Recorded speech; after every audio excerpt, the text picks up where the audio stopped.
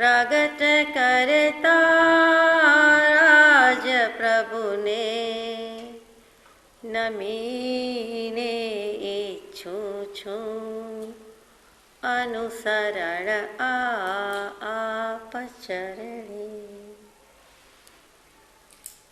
તારક ત્રિપુટીને નમસ્કાર, અસીમ ઉપકારી આત્માઓને નમસ્કાર, સત્શ્રુતને નમસ્કાર, માવિત્રોને નમસ્કાર, માવિત્રો સમાન મુરબ્બીઓ મુમુક્ષુને નમસ્કાર. પરમ કૃપાળુ દેવ શ્રીમદ દાસચંદ્ર પ્રભુ પ્રણીત વચનામૃતજી પત્રાંક 19 700 મહાનીતિ અંતર્ગત 592 વચનની આપણે વિચારણા કરી. હવે આગળની વિચારણા યથાશક્તિ કરીએ.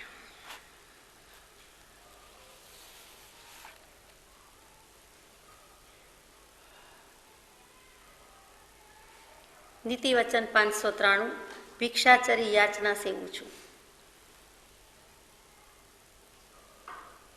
મુનિના 22 પરિસર વધુમાં વધુ હોય, એમાં યાચના પણ એક પરિસર છે.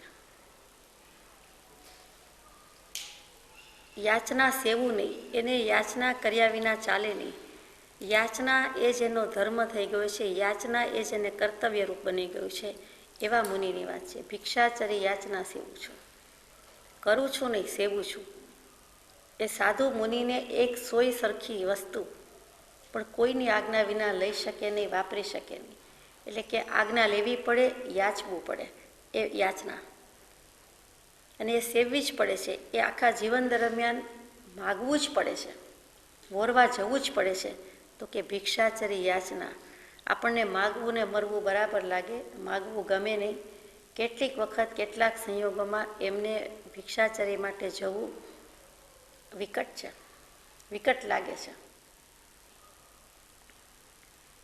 ભિક્ષાચરી ગોચરી કેવી કરવાની કહી છે? તો કે મધુકરી વૃત્તિ, મધુકર, ભમરો, ભ્રમર વૃત્તિ. ચહાદુમસ પુફેસુ ભમરો આવી યઈ રસમ નય પુફમ કિલા મેઈ અણુપીવીમ સુણાય મેં અણુપુવીમ સુણે હમે. જેમ વૃક્ષ પર, છોડ પર ભમરો કોઈ પણ પુષ્પને હાનિ ઉપજાવ્યા સિવાય, વધુ પીડા ઉપજાવ્યા સિવાય થોડું થોડું જ જરા જરા રસ ગ્રહણ કરે છે. વધુ જગ્યાએ જાય છે પણ થોડો જ રસ ગ્રહણ કરે છે, કેમ કે એને હાનિ પહોંચાડવાનો આશય નથી. જરા જરા લઈને ભેગું કરે છે. તેમજ સાધુ મુનિને પણ દરેક ઘરેથી જરા જરા થોડું થોડું નહીં જેવું લઈને ભેગું કરીને વાપરવાની આજ્ઞા છે. એ ભિક્ષાચરી છે, એ મધુકર વૃત્તિ છે, એ ગૌચરી છે. અને ગોચરી શું કામ કહેવાય છે? તો કે ગૌચરી ગાય વગેરેને જો કોઈક વખત જમવાનું આપ્યું હોય, ચાર ખવડાવી હોય, નીણ નાખ્યું હોય કે બીજું કંઈક જમાડ્યું હોય, તો ખબર હશે કે ગાય કોઈના સામું જોતી નથી. એને આપનાર કોણ છે, કેવા છે, શું પહેર્યું છે, અથવા તો કેવા ભાવથી આપે છે, એવો કંઈ લક્ષ્ય હોતો નથી. એને એક જ લક્ષ્ય છે, પોતાનું ખાવાનું મળે અને શાંતિથી ખાવું અને પછી વાગોળવું. સાધુ મુનિ ભગવંતને પણ ગોચરી એટલે જ કહે છે કે જ્યાં વોરવા જાય છે ત્યાં સામી વ્યક્તિ, વોરાવનાર, દાતાર કે દાત્રી, એના સામું લક્ષ પણ નથી, ધ્યાન પણ નથી, કોણ છે, કેમ છે વગેરે. પણ એનો એક જ આશય છે કે આ નિર્દોષ આહાર પાણી વાપરવા અને લેવા. એ ગોચરી કહેવાય, એ ભિક્ષાચરી કહેવાય. તો કે ભિક્ષાચારી યાચના સેવું છું. એક બળદેવ નામના મુનિ થઈ ગયા. એક માસના ઉપવાસ છે, વનમાં, જંગલમાં, કાયોત્સર્ગમાં છે, આત્મજ્ઞાનમાં છે, આત્મધ્યાનમાં છે.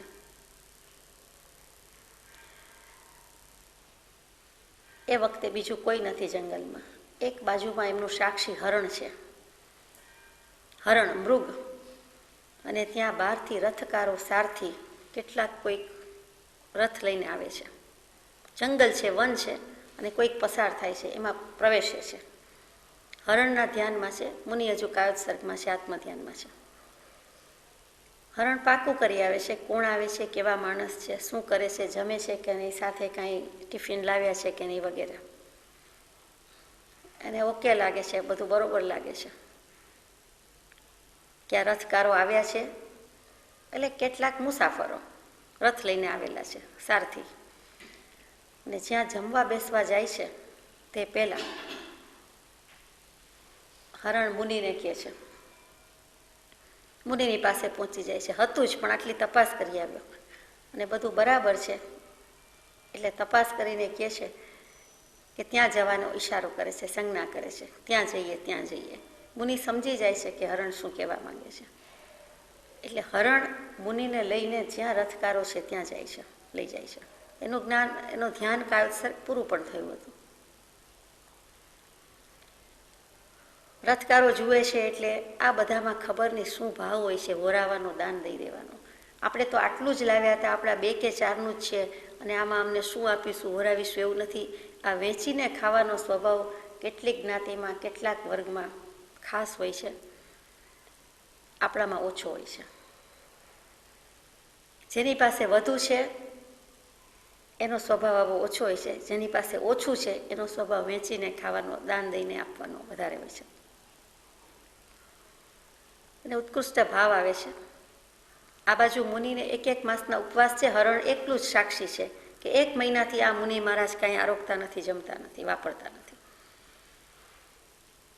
અને આ બાજુ આ લોકોને ભાવ આવી જાય છે કે આવા મુનિવર, આટલું તપ, આટલું રૂપ, આટલું સૌંદર્ય, આ સમતાનું જ છે, આ તપનું જ છે, બીજો કોઈ પ્રભાવ નથી, આવું ક્યાંય જોયું નથી. અને ઉત્કૃષ્ટ ભાવે ઓરાવે છે, લગભગ બધું જ ઓરાવી દે છે.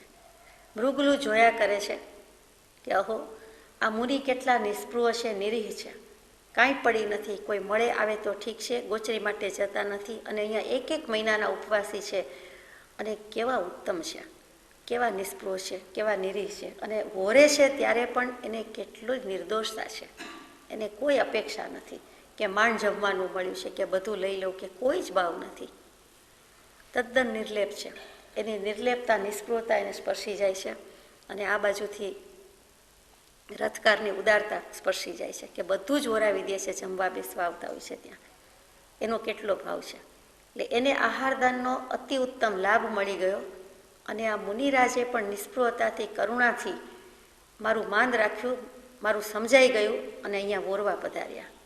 બંને પક્ષ ધન્ય છે. એક હું જ અભાગ્યો છું, હું જ દિનકિંકર છું, કે આ તિર્યંચ ગતિમાં છું, હું હરણ છું, મારી પાસે કાંઈ નથી, હું અપરિગ્રહી છું, અને હું કાંઈ જ આમાંનું કરી શકતો નથી. ખૂબ પશ્ચાતાપ કરે છે, રડી જાય છે. મુનિ પણ જોઈ રહે છે, બધાની પરિસ્થિતિ સમજી જાય છે.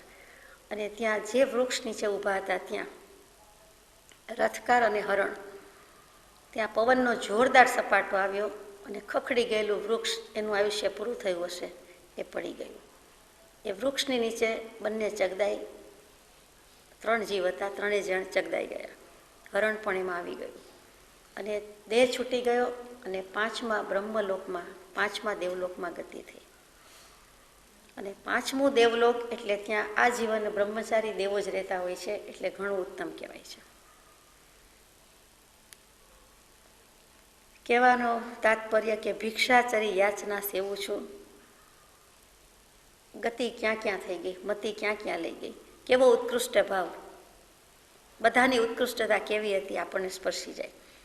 તો ભિક્ષાચરી યાચના સેવું છું એટલે મુનિને પણ ખ્યાલમાં આવી ગયું હતું કે આનું આયુષ્ય નથી, અને આણે ઉત્કૃષ્ટ ભાન ઓરાવાનો કર્યો છે. તમારે ઉપવાસનું પારણું કરવાની કોઈ અપેક્ષા નહોતી, પણ આ મૃગનું માન રાખું છું, અને આનો દેહ છૂટી જાય અને હું એનું વોરવાનું નહીં લઉં, એનો ભાવ પૂરો નહીં કરું, તો મને એમાં પણ અંતરાય કર્મ લાગશે, લાગી જાય, માટે ભાવ પૂરો કરે છે. બધાના 1-1થી ચડિયાતા ભાવ છે અને ખરેખર વંદ્ય છે. તો ભિક્ષાચરી યાચના સેવું છું, કે જેણે મુનિવ્રત લીધું છે, સાધુપણું આવ્યું છે, એને ભિક્ષાચરી યાચના સેવવાની જ છે આજીવન. 1 સોય જેટલું પણ લેવું હોય તો એને કોઈકને પૂછવું પડે છે. જ્યાં ઉતારો આવાસ નિવાસ કરવાનો હોય ત્યાં પણ એની આજ્ઞા લેવી પડે છે, એને પૂછીને કરવું પડે છે, અને સોય જેટલો પણ પરિગ્રહ રાખી શકાતો નથી. એટલે સેવું લખ્યું છે કે સેવું છું. નીતિ વચન 594. ચતુર્માસે પ્રવાસ કરવું નહીં. ચાતુર્માસમાં જીવજંતુની ઉત્પત્તિ વધારે થાય અને બધા વ્યવસાય પ્રવૃત્તિમાંથી થોડીક નિવૃત્તિ લે, એટલે મોટે ભાગે પ્રવાસ ન કરે, પણ જીવજંતુની રક્ષા માટે અહિંસા ધર્મનું યત્કિંચિત પાલન થઈ શકે એટલે ચોમાસામાં યાત્રા કરે નહીં, ચોમાસામાં પ્રવાસ કરે નહીં, ચોમાસામાં બને એટલા ઘરમાં જ રહે, નિવૃત્તિ જ રાખે અને જીવજંતુની યત્ના રાખે, અહિંસાનું પાલન કરે. એટલે ઉપાશ્રય ન જાય, દેરાસરજી ન જાય એમ નહીં, એવું તો કરે, એવું તો ધર્મ ધ્યાન કરે, પણ બીજો બધો પ્રવાસ કરે નહીં. એક કન્ટ્રીથી બીજો કન્ટ્રી કે એક દેશથી બીજો દેશ કે એક રાજ્યમાંથી બીજા રાજ્યમાં કે એક ગામથી બીજે ગામ કે એવું લગભગ કરે નહીં. શ્રી કૃષ્ણ જેવા શ્રી કૃષ્ણ મહારાજાએ પણ નેમિનાથ ભગવાનના ઉપદેશ પછી પોતાના રાજમહેલના રાજમંદિરમાંથી બહાર ન જવાનો નિર્ણય કર્યો હતો. ચોમાસામાં કોઈને ત્યાં પ્રવેશ મળતો નહીં અને ચોમાસાના 4 મહિના પોતે પણ તે મંદિર કે મહેલની બહાર નીકળતા નહીં.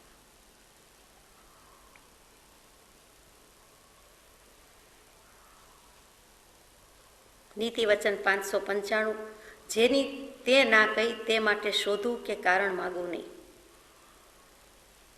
જેની ના કહી છે, ગુરુએ જે કંઈ ના કહી છે, આ વાપરવું નહીં, આ ખાવું નહીં, આ જવું નહીં, આમ કરવું નહીં, આ શોભે નહીં, આવું કોઈને કહેવું નહીં, આ પ્રમાણે વર્તવું નહીં, આવું પહેરવું નહીં, આ પ્રમાણે જે કાંઈ કહી છે તેના માટે હું શોધું કે કારણ માગું નહીં. એની કાંઈ હું પૃચ્છા નહીં કરું, ક્વેશ્ચન નહીં પૂછું, દલીલ નહીં કરું કે કારણ માગીશ નહીં કે કેમ મને આવી આજ્ઞા આપી અથવા કેમ મને આ પ્રમાણે કહ્યું. કેમ કે એક વખત ગુરુ માન્યા, ગુરુ પદે સ્થાપ્યા તો ગુરુની આજ્ઞા અવિચારણીય. એ ગમે તે કહે, એ કૂદકો મારવાનું કહે, ભૂસકો મારવાનું કહે, એ ગમે તે કહે, ગમે ત્યાં કહે, પણ એની આજ્ઞા એટલે એની આજ્ઞા એ અવિચારણીય, એમાં વિચાર કરવાનો હોય જ નહીં. નીતિ વચન 596, દેહઘાત કરવું નહીં. આત્મઘાતી મહાપાપી તેમ આપઘાતી મહાપાપી. આપ એટલે આત્મા,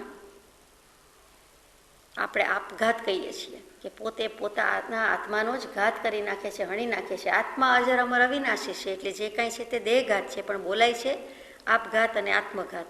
અહીંયા આત્મઘાત નથી કહેવું, આત્માના અનંત ગુણો નાશ પામતા નથી, આત્મા નાશ પામતો નથી, પણ આપઘાત કહીએ છીએ કે પોતે પોતાને હણી નાખે છે, દેહને હણી નાખે છે. દેહને પાડી દેવો નહીં, દેહઘાત કરવું નહીં એટલે આત્મહત્યા કરવું નહીં એ શબ્દ છે. દેહઘાત માટે શિક્ષાપત્રીમાં સહજાનંદ સ્વામી, સ્વામિનારાયણના સંપ્રદાયના એક શ્લોક મૂકેલો છે. આત્મઘાતસ્તુ તીર્થેપી ન કર્તવ્યશ્ચ ન ક્રુધા અયોગ્ય આચરણાત તથાપી ક્વાપી ન વિશોદબંધન આદિના. ગુજરાતીમાં કહું કે તીર્થ ક્ષેત્રને વિશે પણ આપઘાત ન કરવો, અયોગ્ય આચરણ કદાચ થઈ જાય તો પણ મૂંઝાઈને ક્રોધના આવેશમાં કે ઝેર ખાઈને કે ગળે ફાંસો ખાઈને કોઈ રીતે આપઘાત ન કરવો.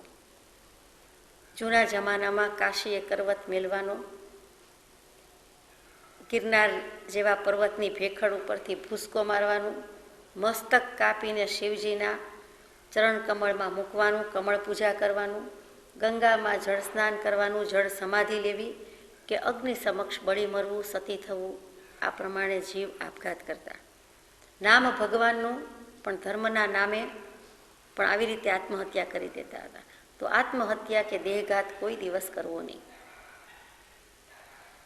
ભાગવતમાં 9મા સ્કંધના 9મા અધ્યાયમાં કહ્યું કે આ મનુષ્ય દેહ સર્વ સિદ્ધિને આપનારો, આત્મસિદ્ધિને કરનારો, અને એ જ મનુષ્ય દેહનો વધ કરી નાખીએ, હત્યા કરી નાખીએ તો સર્વ સિદ્ધિનો નાશ કરવા બરોબર છે. જે દેહથી આત્મકલ્યાણ કરવાનું હતું, સાધવાનું હતું, આત્મસિદ્ધિ કરવાની હતી, તે દેહનો જ નાશ કરીએ છીએ. એટલે કે આત્માની સિદ્ધિ જેવું જે કંઈ પ્રાપ્ત થવાનું હતું તે ગુણોનો નાશ છે, તે વસ્તુનો નાશ છે. તે સિદ્ધિ થવાના બદલે સર્વનાશ નોતરે છે. એટલે કોઈ દિવસ ક્યારેય સંયોગ ગમે તે આવ્યા, ગમે તે એટલે ગમે તે એટલે ગમે તે આવે, પણ કોઈ દિવસ એમાં ધર્મ કયો નથી, એમાં પાપ કીધું છે, મહાપાપ કીધું છે, ખોટી ગતિ થાય છે, માઠી ગતિ થાય છે. હું એમ નહીં કહું કે 7 ભવ કે 7 અવતાર એવા થાય, એક માન્યતા છે. કેમ કે બીજા ભવે પણ પશ્ચાતાપથી સુધરી જાય, એવા પરિણામ સમ્યક થઈ જાય, બોધ સમ્યક થઈ જાય, ગ્રહણ કરી લે, તદ અનુસાર આચરણ કરે તો જીવની ગતિ સુધરી પણ જાય. પણ એટલીસ્ટ તે ભવે તો તીવ્ર કશાય હોય તો જ આવો ભાવ આવે અને તો જ આવું પરિણામ કરે. માટે દેહઘાત કરવું નહીં.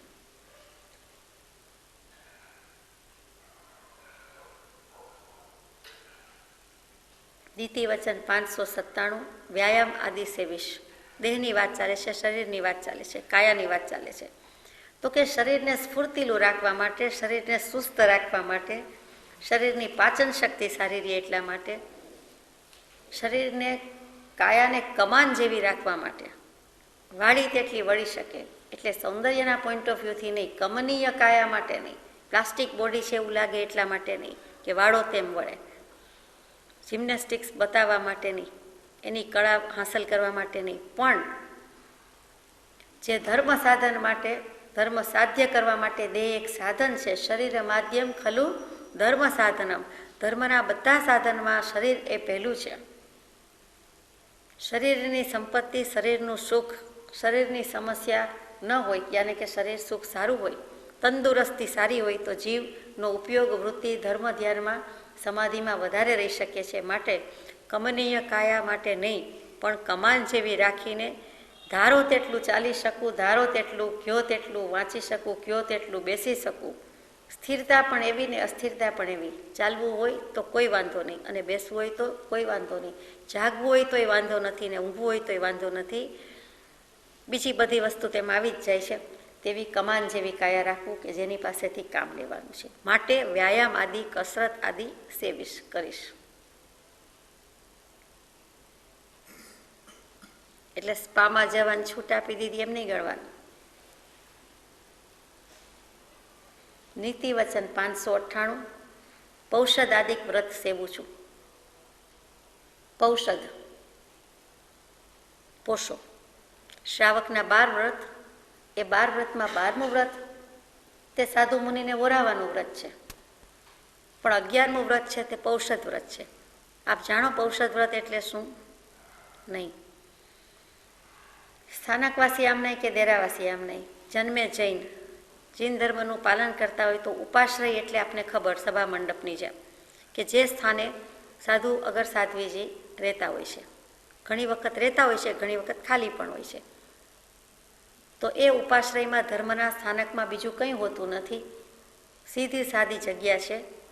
ત્યાં જઈ 24 કલાક રહેવાનું, ભૂખ્યા તરસ્યા રહેવાનું, એટલે ઉપવાસ કરવાનો, પાણી પણ નહીં પીવાનું અને ત્યાં જ રહેવાનું અને મુનિની જેમ રહેવાનું. એટલે વાળનો લોચ કરવો વગેરે નહીં, પણ બીજી બધી સાદામાં સાદી રીતે રહેવાનું, ભૂખ્યા તરસ્યા રહેવાનું, ધર્મ જાગરણમાં જ અને ધર્મ ધ્યાનમાં જ રાત્રિ દિવસ ગાળવાનો, અને તેને પૌષદ વ્રત કહેવાય. બીજા પણ કેટલાક હોય. એકલાએ જવાની આજ્ઞા હવે નથી. વર્ષો પહેલાં કોઈ શ્રાવક શ્રાવિકા એકલા જતા હવે નથી. તો કોઈક હોય, એકથી વધારે, 2, 5, 10 જે હોય તે. આપણે જેમ છીએ તેમ જ, પણ આપણે વચ્ચે વચ્ચે ઘંટ વાગે છે અને જમવા જવું પડે છે, વાપરવા જવું પડે છે, એવું નહીં. બાકી લગભગ આવું જ કે એ 24 કલાકમાંથી 18 કલાક, 20 કલાક, 16 કલાક ધર્મ ધ્યાનમાં સમય ગાળે અને ભૂખ્યા તરસ્યા હોય, ચોવિયારો ઉપવાસ હોય.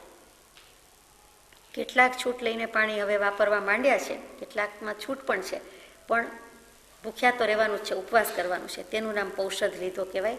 સાદી ભાષામાં, રૂઢ ભાષામાં પોષો કહે છે કે પોષો કર્યો છે. જેમ ઉપવાસ કર્યો છે તેમ પોષો કર્યો છે, તે પૌષદ વ્રત. 1 દિવસની મુનિચર્યા, 1 દિવસની દીક્ષાનું પાલન, જેને બહુ જ ભાવ હોય તે આવી રીતે પૌષદ કરીને પૂરા કરી લે. એટલે પૌષદ આદિક વ્રત સેવું છું. ભરત ચક્રવર્તીજી 1 મહિનામાં 4 પોષા અવશ્ય કરતા. આઠમ 14 હોવી જોઈએ, 2 આઠમ અને 2 14. એ ભરત ચક્રવર્તીએ, શ્રાવક તો પહેલા હતા, પછી બીજું હતું.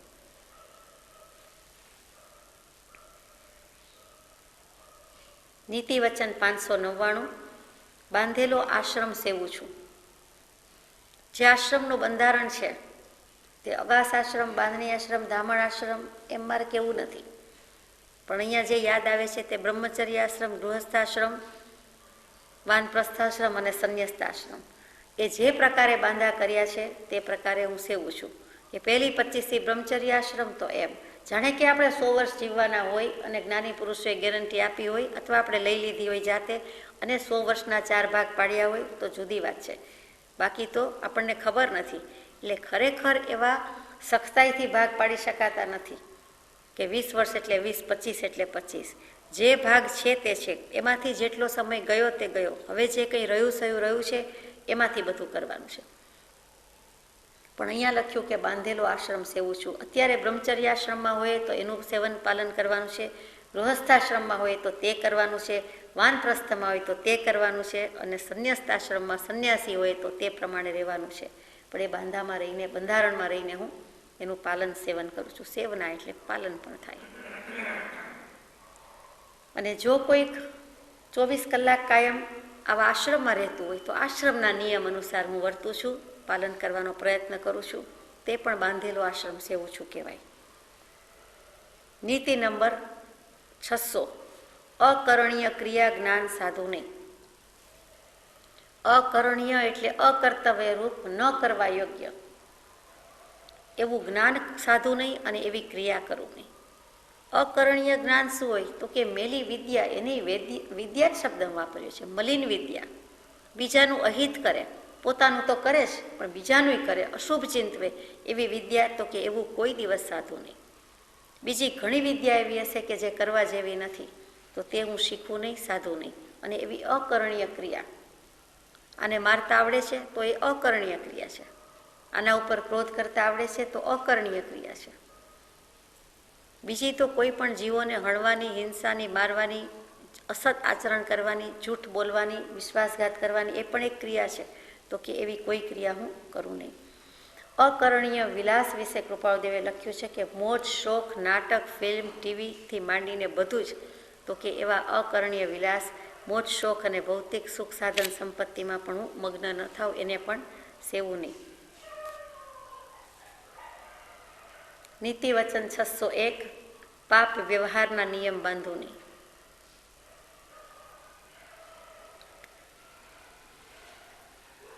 એક કસાઈ નામે કાલ સૌરિક, શેણિક મહારાજાના સમયમાં, મહાવીર સ્વામીના સમયમાં શેણિક મહારાજા, અને શેણિક મહારાજાના સમયમાં થયેલા એક કાલ સૌરિક કસાઈ, એનું કામ જ એ છે કસાઈ કહેતા. અને એણે લગભગ નિયમ લઈ લીધો હતો કે દરરોજ 500 પાડાની હિંસા કરવી, 500 પાડાનો વધ કરવો. તો આવા પાપ વ્યવહારના નિયમ બાંધવું નહીં.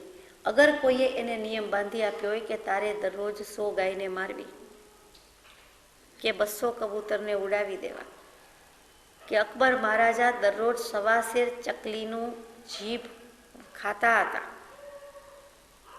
1.25 ચકલીની જીભ ખાનારો અકબર છેલ્લે જૈન ધર્મી થયો છે અને અમારી ઘોષણા પ્રવર્તાવી છે. બંને વસ્તુ એક્સ્ટ્રીમ છે. તો કે એને નિયમ બંધાવ્યો હોય કે મારા માટે, મારી ભોજનશાળામાં, મારા રસોડામાં, મારી ડીશ, મારા ટેબલ પર આટલું જોઈએ કે ભાવે કે ગમે, તો એ નિયમ, તો એવા પાપ વ્યવહારના નિયમ બાંધવું નહીં. મિતાહારી બાદશાહ અકબર સર્વોત્તમ ગણાયો, કૃપાળુદેવે નોંધ્યું છે. એ છોડી દીધું, તું છોડાવી દીધું. હીર વિજય સુરીજી થયા જૈનના એણે, અને એના પછી શાંતિ સુરીજી થયા એણે શાસનની પ્રભાવના કરી છે. જીન શાસનની ઘણી પ્રભાવના થઈ છે અને અકબર એનાથી બૂઝેલો હતો. બિરબલથી તો થોડું ઘણું બૂઝતો જ હતો, પણ આ બંને મુનિવરોએ મોટામાં મોટું કામ કર્યું હતું. ને એના અનુસંધાનમાં અકબરે જજિયા વેરો, એ જમાનામાં લાખો કરોડો સોના મોરમાં થાય, એ માફ કર્યો હતો. એ આપણે નાનપણમાં ઇતિહાસમાંય વાંચ્યું, સાંભળ્યું હશે.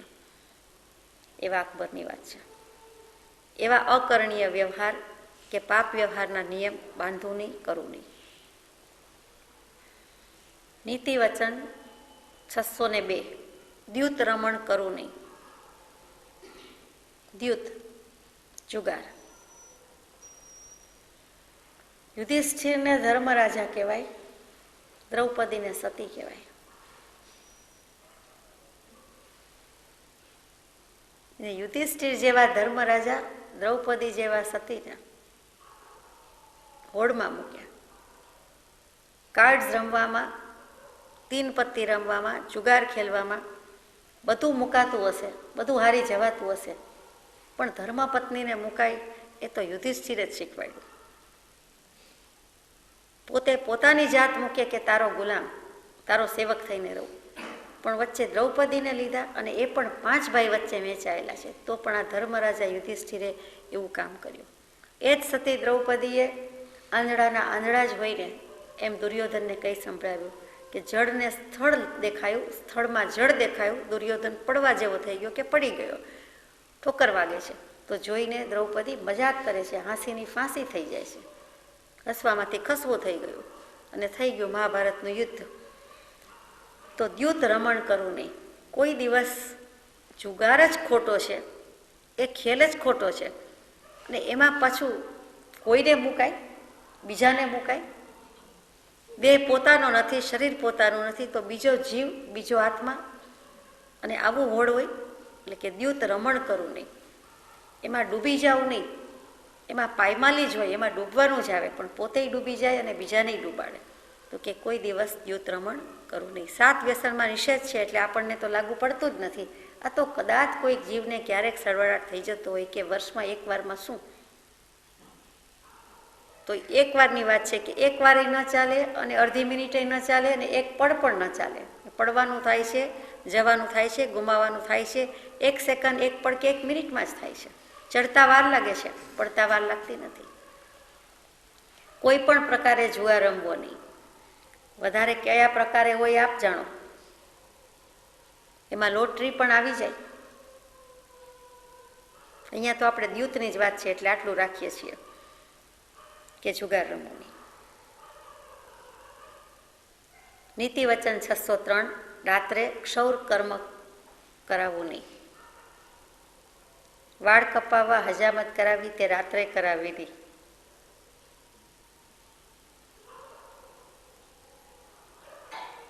શું કામ કરાવવું નહીં? તો કે તે કરાવ્યા પછી આપણને લગભગ બધાને નાહવાનું મન થાય. રાત્રે નાહવું નહીં આવી ગયું છે એટલે પછી આ કામ પણ કરવું નહીં.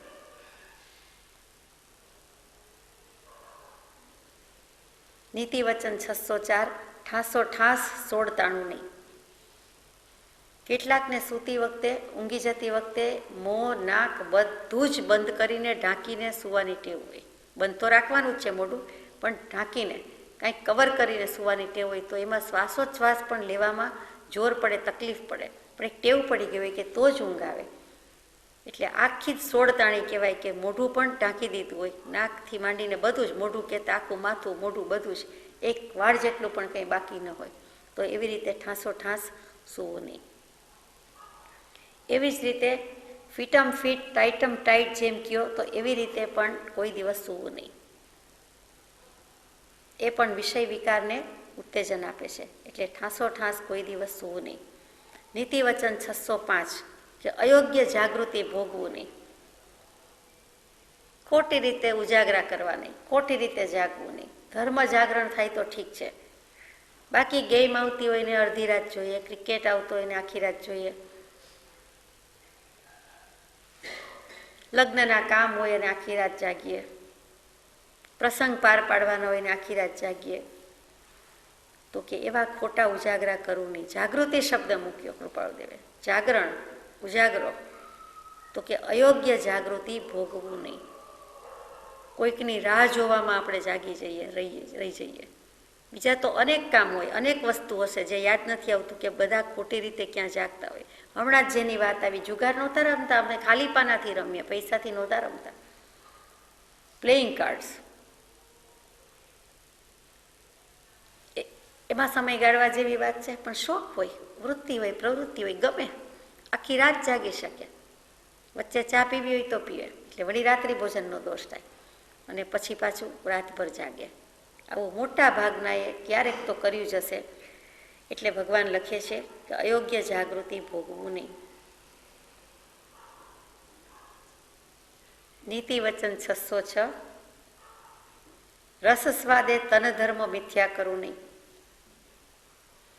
શરીરે ધર્મ કરવાનું સાધન છે અને પોષવું જોઈએ અને જમવાનું આપવું જોઈએ, ના નથી. સારી રીતે આપવું જોઈએ, રોજનું થયું એટલે એને ક્યાં સુધી હેરાન કરાય.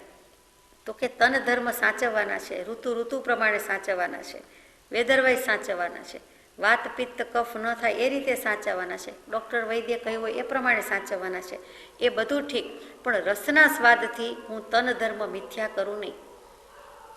એમાં હું શરીરના ધર્મ ચૂકી જવું નહીં. રસનો સ્વાદ લઈને વધારે શરીર બગાડવું નહીં અને વધારે એમાં પડી જવું નહીં. જમાડવું પડે એ ઠીક છે, પણ રસાસ્વાદથી જમાડવાની આજ્ઞા નથી, એટલે એ પ્રમાણે હું કરું નહીં. આજ સુધીમાં કેટલું જમ્યા હશું? મેરુ પર્વતનો ઢગલો થાય એમ કે મેરુ પર્વત જેટલું. બોલતા કંઈ વાર લાગી, પણ પાછા કાલ જમવાના છે.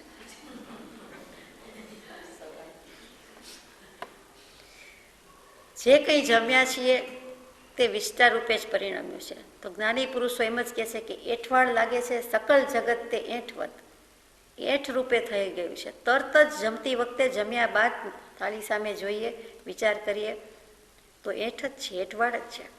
તો કે દુનિયા આખી એઠવાડ લાગી કે સકલ જગત તે એઠવત અથવા સ્વપ્ન સમાન, તે કહીએ જ્ઞાની દશા, બાકી વાચા જ્ઞાન. હમણાં જ ગાયું આપણે આત્મસિદ્ધિજીમાં. એના પરથી, જમવા ઉપરથી, ખોરાક ઉપરથી, આહાર ઉપરથી, એના સ્વાદ ઉપરથી, એના રસ ઉપરથી આપણને મોહ ઉતરી જાય.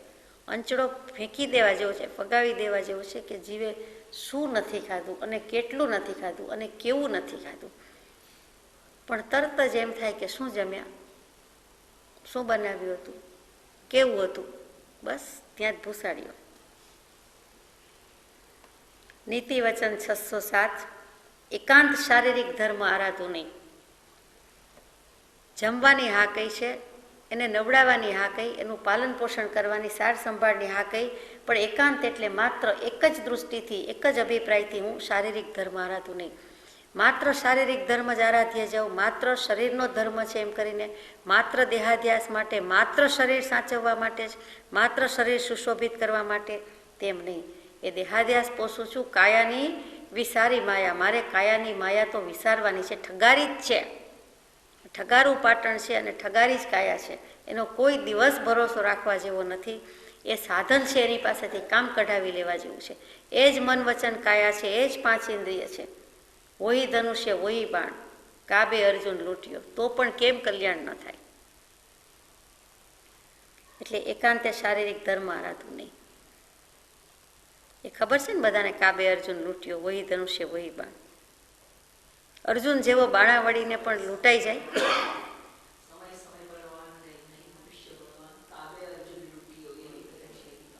શું કામ લૂંટાઈ ગયો?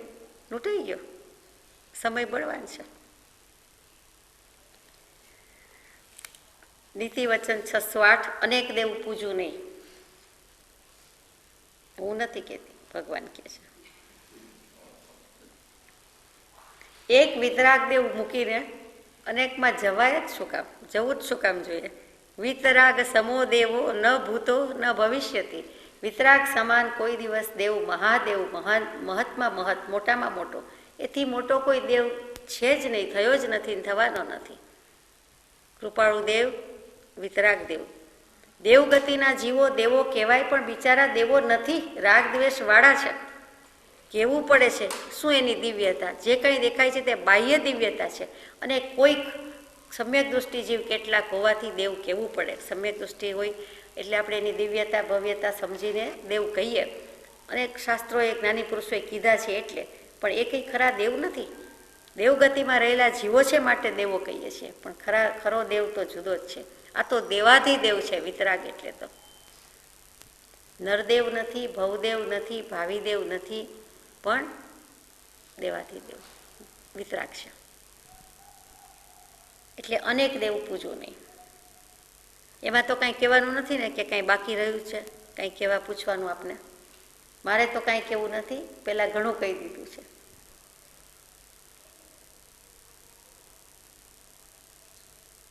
નીતિ વચન 609. ગુણ સ્તવન સર્વોત્તમ ગણું. ભલે અનેક દેવ પૂજવું નહીં, પણ જે એકને પકડું છું કે સત પ્રગટ્યું છે એવા સતદેવને પ્રગટું છું, વિતરાગને પકડું છું, તો એનું ગુણ સ્તવન સર્વોત્તમ ગણું. એના ગુણલા ગાવા છે, એની સ્તુતિ કરવી છે, જેની નિષ્કારણ કરુણાને નિત્ય પ્રત્યે નિરંતર સ્તવવામાં પણ આત્મ સ્વભાવ પ્રગટે છે. એટલે હરિગુણ ગાવાની તને આવડી આળસ એમ ભગવાન કહે, પણ હરિગુણ ગાઈએ, થોડા ઘણા ગાઈએ તો આ જીભ હલડી સાર્થક છે. બાકી તો રસના જ છે. માત્ર જમ્યા કર્યું એ જીભનો ઉપયોગ, કોઈને બોલીને બે વચન કહીને અંતઃકરણ દુભાવ્યું અને કાં તો ખાખા જ કર્યું. પણ ત્રીજું જે કહેવાય સૌથી મહત્વનું, એ ભગવાનની સ્તુતિમાં સમય કાઢ્યો નહીં. ગુણ સ્તવન કરવાથી કે જીન સ્તવન ગાવાથી શું થાય, સ્તુતિ કરવાથી શું થાય, તો કે પોતાના પાપ ધોવાય અને પવિત્ર થવાય, નિર્મળ થવાય, ગુણનું ગ્રહણ થાય. સ્વામી ગુણ ઓળખી સ્વામીને જે ભજે સ્વામી જેવો થાય. એના ગુણ ઓળખીને એને ભજીએ છીએ અને પૂજીએ છીએ તો એની પાસે જે છે એ જે મય છે એને જે પ્રગટાવ્યું છે તે આપણે પણ થઈએ, તેનામય આપણે પણ થઈએ, તે રૂપ જ થઈ જઈએ, તન્મય થઈ જઈએ. નીતિ વચન 610 સદગુણનું અનુકરણ કરવું. ગુણ સ્તવન સર્વોત્તમ ગણું અને પછી સદગુણનું અનુકરણ કરવું. જે કંઈ સદગુણ વિતરાગદેવે પ્રગટાવ્યા છે અને બીજા જીવો પણ જે પ્રગટાવે છે તો કે એને હું સ્તવું, એને હું જોઉં, વખાણું અને પછી અનુસરું, ફોલો કરું. જોઉં અને અનુસરું. અનુકરણ એટલે બીજું શું છે? પેલા અવલોકે છે, જુએ છે કે આનામાં છે અને અનુકરણ કરવા યોગ્ય છે અને પછી અનુસરે છે એટલે કે અનુકરણ કરવા માંડે છે. નીતિ વચન 611 શૃંગારી જ્ઞાતા પ્રભુમાનું નહીં. શૃંગાર શીખવાડવો પડતો નથી, વૈરાગ્ય લાવવો પડે છે. શૃંગાર જમવું વગેરે અનાદિનો અધ્યાસ છે એટલે એને જન્મતા વેદ આવડે છે. એમાં એને પૂછવા જવું પડતું નથી, શીખવા જવું પડતું નથી. શૃંગારનું બીજું નામ જ રાગ. શૃંગાર અને વૈરાગ્ય સાથે ન હોય, જ્ઞાન અને વૈરાગ્ય સાથે જ હોય, ત્યાગ અને વૈરાગ્ય સાથે જ હોય. જ્યાં ત્યાગ છે ત્યાં જ્ઞાન છે, જ્ઞાન છે ત્યાં ત્યાગ છે. શૃંગાર છે ત્યાં રાગ છે, રાગ છે ત્યાં સંસાર છે, સંસાર છે ત્યાં આદિવ્યાધિ ઉપાધિનો ત્રિવિધ તાપ છે. તે છે એટલે ક્લેશ અને સંક્લેશ છે, તે છે એટલે 4 ગતિમાં જન્મ મરણના ફેરા છે. આ 20 ચક્ર ચાલ્યા જ કરે છે. માટે શૃંગારી જ્ઞાતા પ્રભુમાનું નહીં. પ્રભુ તો જે છે તે છે, આત્મ સ્વરૂપની પ્રાપ્તિ કરી છે તે પ્રભુ છે અને તે પ્રભુ આપણે પણ થઈ શકીએ છીએ કેમ કે આપણી પાસે આત્મ સ્વરૂપ છે અને એનું કીધેલું બોધેલું આપણે માન્ય કરવું છે, માટે થઈ શકે તેમ છે. નીતિ વચન 612 સાગર પ્રવાસ કરવું નહીં. આપણને તો ભવસાગરનું જ યાદ આવે કે આ ભવસાગરમાં રખડપટ્ટી કરવી નથી, પ્રવાસ પર્યટનના શોખ પૂરા થઈ ગયા છે, હવે બહુ થઈ થોભ. એટલે ભવસાગરમાં ફરવું નથી, પ્રવાસ કરવો નથી. બીજી રીતે સાગર પ્રવાસ એટલે દરિયામાં મુસાફરી કરવી નથી. એ જમાનો હતો કે જ્યારે દરિયાઈ રસ્તે જ સ્ટીમરમાં જ બધા જતા હતા. રંગૂન જવું હોય તોય ભલે અને અમેરિકા લંડન જવું હોય તોય ભલે, અને જનારા ગયેલા છે. આપણા કોઈ મુમુક્ષુ પણ USA બાય સ્ટીમર ગયેલા છે. 40s કે 50s ગયા હોય તે તેમ જ ગયેલા. તો સાગર પ્રવાસની ના કેમ કહી? તો કે એક પાણીના ટીપામાં આટલા બધા જીવો હણાય તો દરિયાના તો કેટલા બધા બિંદુ હોય, કેટલું બધું જળ, અને એ કેટલા બધા વખત સુધી મર્યા જ કરે, હિંસા થયા જ કરે. 1, 2, 3 મહિને પહોંચે ત્યાં સુધી બધું થયા કરે અને પોતે માંદો પડે તે જુદો. દરિયાની જે સિકનેસ આવે એના કાંઈ વખાણ કરવા જેવા નથી, વર્ણન કરવા જેવા નથી. અને માનો કે તોફાન થાય, લગભગ આ 2-3 મહિનામાં તોફાન આવે છે, તો કે જો ભયંકર તોફાન ઉપડ્યું તો સ્ટીમર ડૂબી જાય, પોતે પણ ડૂબી જાય, એટલે પોતાનો દેહ પણ છૂટી જાય, પ્રાણ ત્યાગ કરવાનો વખત આવે અને એને મનુષ્ય દેહ જે મોંઘામાં મોંઘો મળ્યો છે, બહુ પુણ્યથી મળ્યો છે, દેવોને દુર્લભ એવો મળ્યો છે, તે જતો રહે છે. આપ કહેશો કે બધાને લાગુ પડે, તો પ્લેન ક્રેશ થાય તોય લાગુ પડે, પણ સ્ટીમર માટે વધારે એવું કહેવાય છે.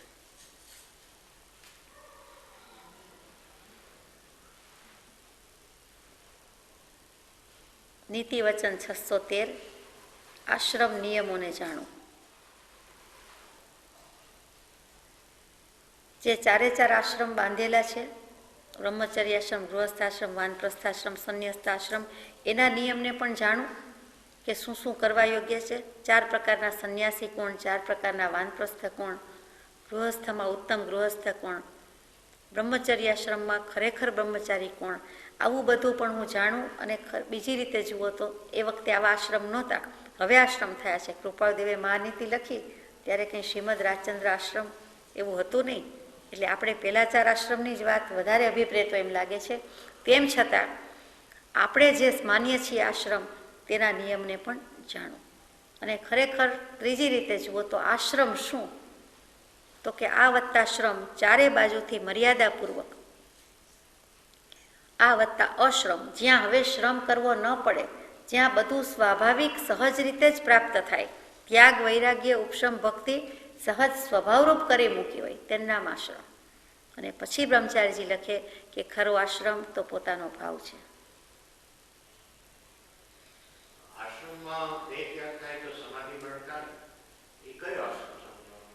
ત્યાં ખરો આશ્રમ તો પોતાનો ભાવ છે. ભાવ, પોતાના ભાવમાં રહીને મરણ થાય, સ્વભાવમાં મરણ થાય, આત્મભાવમાં મરણ થાય તો ગમે ત્યાં હોય સમાધિ મરણ છે. અને ખરો આશ્રમ પોતાનો ભાવ છે એ પ્રવચન સારનો સાર છે અને બ્રહ્મચારીજીએ બોધામૃતમાં ક્યાંક મૂકેલું છે.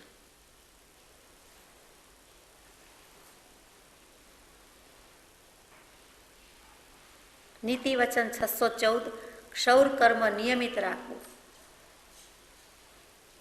વાળ કપાવવા, હજામત કરાવી વગેરે નિયમિત રાખવું, એટલે સમયસર કરી દેવું, રાત્રે ન કરવું પણ દિવસે પણ નિયમિત કરવું. જો વિશેષ પ્રકારે વાળ વધી જાય તો દેખાવમાં તો જે લાગે તે લાગે,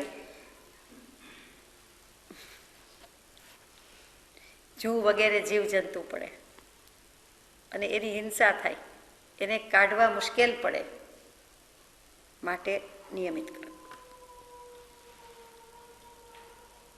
એ તો આપને ખબર જ હશે કે જૂ એ સ્વેદ જ જંતુ છે, પસીનાથી ઉત્પન્ન થતો જીવ છે.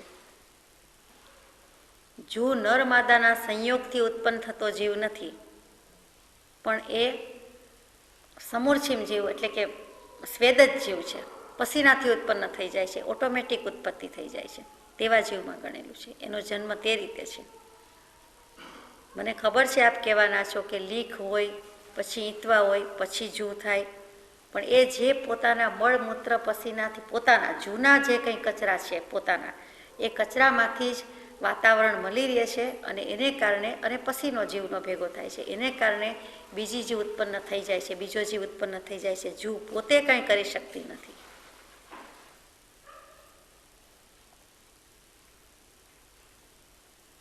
નીતિ વચન 615, જ્વરાદિકમાં સ્નાન કરવું નહીં. જ્વર એટલે તાવ, તાવ વગેરે આવે ત્યારે નાહવું નહીં. ઘણાને ખાસ નાહવું ગમે કે પસીનો થયો છે, ટેબ્લેટ લીધી છે અને હવે બધું પસીનો પીસીનો થઈ ગયો છે એટલે માટે નાહી લેવું છે. અને કેટલાકને તાવમાં નાહી લે તો મટી જાય એવોય અનુભવ છે, પણ જ્ઞાની પુરુષોએ કહ્યું છે તે માન્ય કરવા યોગ્ય છે કે તાવમાં નાહવું નહીં. નીતિ વચન 616, જળમાં ડૂબકી મારવી નહીં. જીવ હિંસા થાય છે અને અનેક ગાઉ સુધી થાય છે. કેટલાક કપડાં ધોવા માટે કરે છે, કેટલાક નાહવા માટે કરે છે, કેટલાક રમતમાં કરે છે. તો નાહવા માટે કરે છે ત્યારે એનો જે કંઈ મેલ છે એ અપકાઈના જીવો સાથે ભળે છે અને ગાઉઓ સુધી, માઇલો સુધી એ જંતુ જાય છે અને પાણી દૂષિત બને છે અને બધી જ રીતે એમાં દોષ વધારે રહેલા છે. નીતિ વચન 617, કૃષ્ણ આદિ પાપ લેશિયાનો ત્યાગ કરું છું. લેશિયા શું?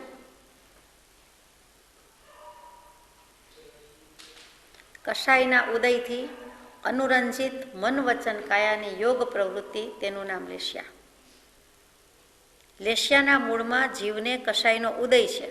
જે કોઈ કષાયનો ઉદય થાય છે એટલે ઉપયોગ ચૂકી જાય છે, બદલાય છે, અનુરંજિત થાય છે, મલિન થાય છે, રાગદ્વેષની રજવાડો થાય છે, એટલે મન વચન કાયાના યોગની પ્રવૃત્તિ પણ મલિન થાય છે, તેનું નામ લેશિયા. આત્માનો ભાવ, આત્માનો પરિણામ, આત્માનો અધ્યવસાય, તેનું નામ લેશિયા.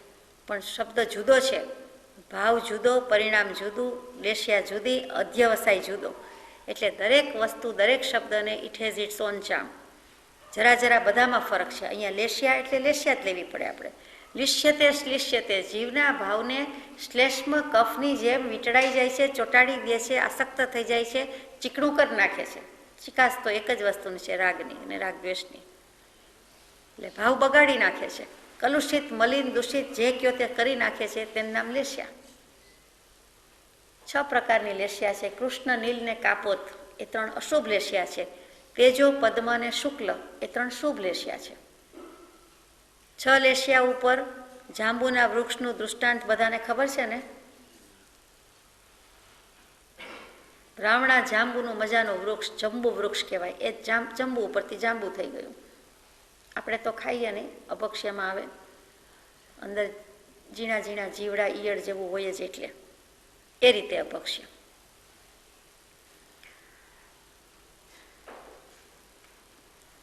એ જાંબુનું વૃક્ષ જોયું, 6 જણા ચાલ્યા જતા હતા. 6 જણાને એમ થયું કે જાંબુ ખાવા છે, બહુ સરસ છે, તૈયાર હતા જાંબુ. ગુલાબ જાંબુની વાત નથી, રાવણા જાંબુ ફ્રૂટ ફળની વાત છે.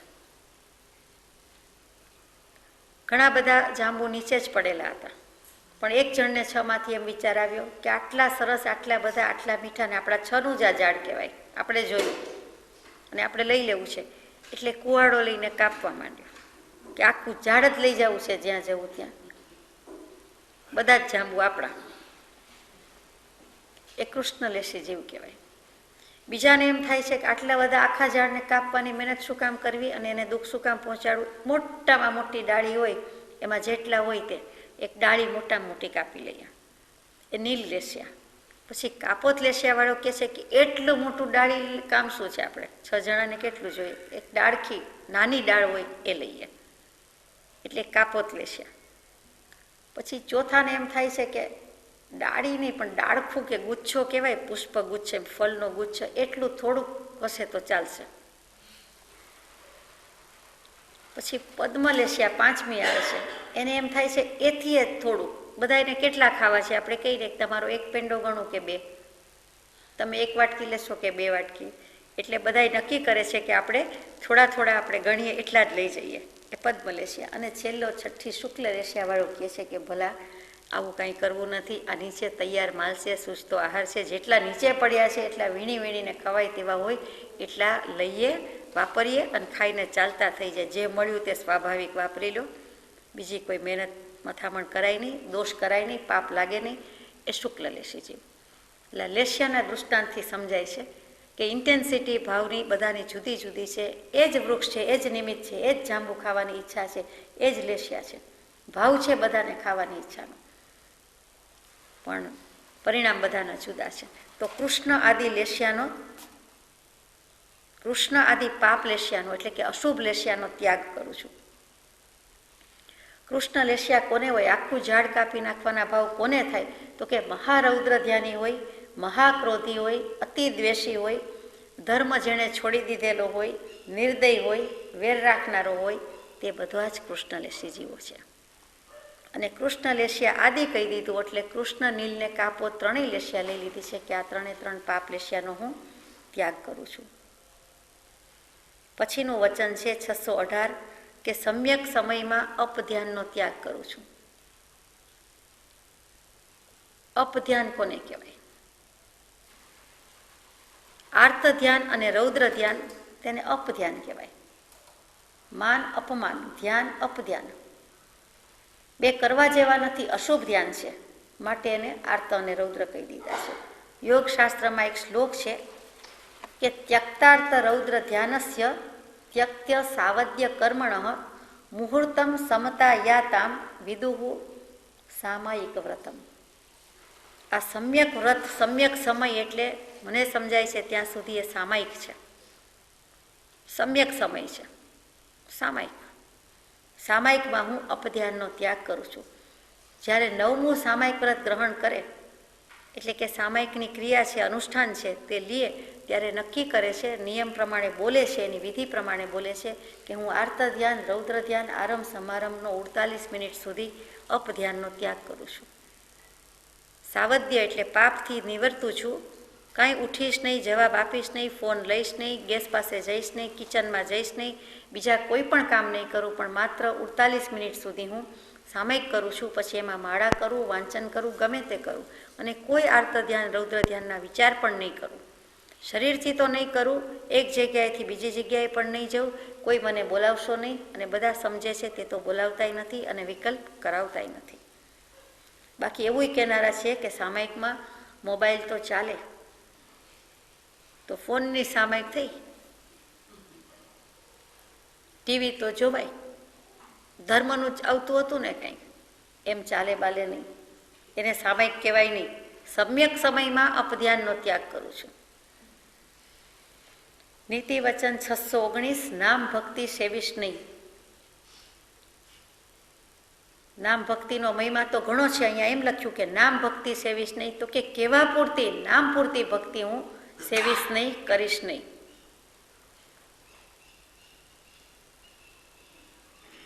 દ્રવ્ય ભક્તિ તો કરીએ છીએ અને કરવાની આજ્ઞા છે, પણ દ્રવ્ય ભક્તિ એટલે સ્થૂળ દૃષ્ટિએ બધું ગાઈ જઈએ, ભક્તિ કરી જઈએ, તો તેવી નહીં. તમારું નામ લઈને, તમારું નામ વાપરીને હું એ નામનો કંઈ ઉપયોગ ન કરું, એમાં ભાવ ન ભેળવું, મારો ભાવ ન મૂકું, આત્માર્થે કરવાનું એક મેળવણ ન નાખવું, અને હું મારો ભાવ ન મૂકું, તો એ ભક્તિ નથી. એ નામ પૂરતી જ થઈ, કેવા પૂરતી જ થઈ, ખાલી સમ ખાવા પૂરતી કહીએ તેમ, તો મારે એવી ભક્તિ કરવી નથી. એટલે નામ ભક્તિ સેવીશ નહીં. એટલે કૃપાળદેવનું નામ ન લેવું એમ નહીં, પણ નામ પૂરતી, કેવા પૂરતી, ખાલી ખોટી ઉપર છલ્લી ભક્તિ કરીશ નહીં. જે બોલીએ તે ઉપયોગપૂર્વક, શાંતિથી, એમાં મન પરોવીને, મન ક્યાંક બીજે અને વચનથી બોલ બોલ કરીએ, ઉચ્ચાર કરીએ, તો તેમ નહીં, એવી ભક્તિ કરવી નથી, એવી ભક્તિ સેવીશ નહીં. ટૂંકમાં આપણે જે ભક્તિ કરીએ છીએ તેમાં ભાવ મૂકવાના છે, ભાવથી કરવાની છે, બીજું કાંઈ નહીં. નહીંતર તો આપણે છોડી દઈએ એવા છીએ કે નામ ભક્તિ સેવીશ નહીં કહ્યું છે, એટલે હવે ભક્તિ કેવી રીતે કરવાની? ભક્તિ કરવાની જ છે, દ્રવ્યથી કરીએ જ છીએ, પણ સાથે બને એટલો ભાવ લાવવાનો છે. નીતિ વચન 620, ઊભા ઊભા પાણી પીવું નહીં. આમ તો પાણી પીવાની જ નાખીએ, હવે વળી ઊભા ઊભા પાણી પીવું નહીં. કેમ કે જીવને પોતાને જ નુકસાન થાય. કોઈક વખત પાણીથી એવી રીતે પાણી પીવામાં ઉતાવળમાં અંતરસ થઈ જાય, ઉધરસ આવી જાય અને પાણી બહાર નીકળી જાય અને જીવ બહુ હેરાન થઈ જાય. એટલે ભગવાન કરુણાથી કહે છે કે ઊભા ઊભા પાણી પીવું નહીં. એટલો સમય તો શાંત થા, સ્વસ્થ થા, સ્થિર થા, બેસીને પીએ તો એના પરિણામ શાંત રહીએ. પરિણામ પણ કાંઈક હેઠા બેસે. એટલે કોઈક બહારથી આવ્યું હોય ત્યારે પણ કહે, તડકામાંથી આવ્યું હોય ત્યારે પણ કહે, ઉપાધિમાંથી આવ્યું હોય ત્યારે કહે, ફોન પર કંઈક ધમધમાટ બોલાવી હોય ત્યારે પણ કહે, કોઈક એવી વ્યક્તિ આવીને કંઈક કરી ગઈ હોય ત્યારે કહે, કોઈ પણ સમય એમ થાય કે શાંતિથી બેસો, બેસી જાઓ, પછી પાણી પીઓ. તો ઊભા ઊભા પાણી પીવું નહીં.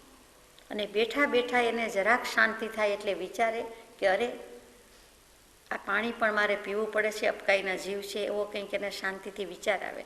બીજું કે અણાહારી પદ મને ક્યારે પ્રાપ્ત થશે? આ જળ પાણી, જળપાન એ પણ એક આહાર છે. એ જીવો ધન્ય છે, સિદ્ધના જીવો ધન્ય છે કે જે થઈ ગયા છે, અણાહારી પદ પ્રાપ્ત કર્યું છે. શાશ્વત કાળ માટે મારે પ્રાપ્ત કરવાનું બાકી છે. એને બેઠા બેઠા વિચાર આવે, એ ઊભા ઊભા ઉતાવળમાં આવે નહીં. એટલે પણ કદાચ ઊભા ઊભા પાણી પીવું નહીં એમ લખ્યું હોય. નીતિ વચન 621, આહાર અંતે પાણી પીવું નહીં. જમ્યા પછી પાણી કોઈ દિવસ પીવાય નહીં. કોઈ અડધો કલાક પછી પીવે, કોઈ 2 કલાક પછી પીવે. કેમ કે પાચન શક્તિમાં ખૂબ મદદ થાય છે. જમ્યા પછી પાણી પી લઈએ તો એ અવળું પરિણમે છે. પણ ઊંધું જ શીખ્યા છીએ એટલે શું થાય? ભગવાન જેવા ભગવાનને લખવું પડ્યું છે. એવી જ રીતે ભોજનની વચ્ચે ન લેવાય. આહાર કરતાં કરતાં પણ પાણી પીવાય નહીં, આહારના અંતે પણ પીવાય નહીં, અને જમતા પહેલાં પણ પાણી પીને બેસાય નહીં.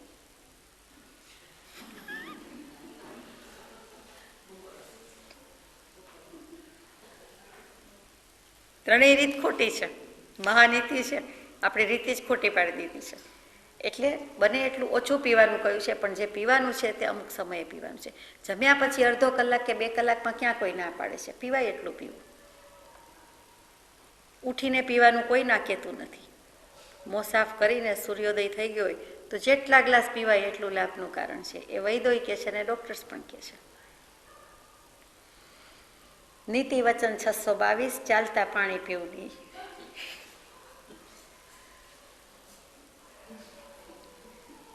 હોય છે ટેવ, નથી હોતું એમ નહીં. મોડું થતું હોય, કેટલી સેકન્ડનો ફેર પડે? 2 સેકન્ડ. પણ ચાલતા જઈને પાણી પીતા જાય. અને પાણી એટલે અહીંયા આપણે એકલું પાણી માનીએ છીએ, હકીકતે ચાનો મગ હાથમાં હોય, કોફીનો મગ હોય, જ્યુસ હોય, કોક હોય, એન્ડ વોટ નોટ કરીએ જ છીએ ને. આપણી વાત નથી, બીજાની વાત છે.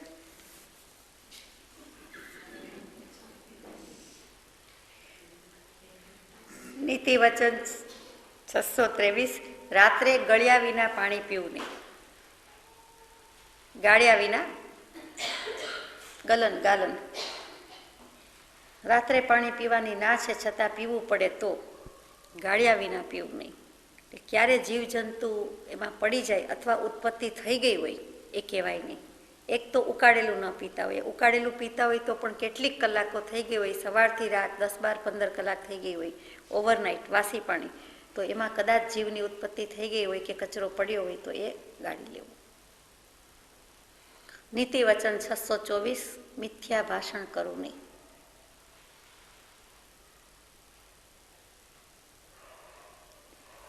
ભાષણ કરે એને ઉપાધિ, બીજાને કાંઈ ફરક પડતો નથી.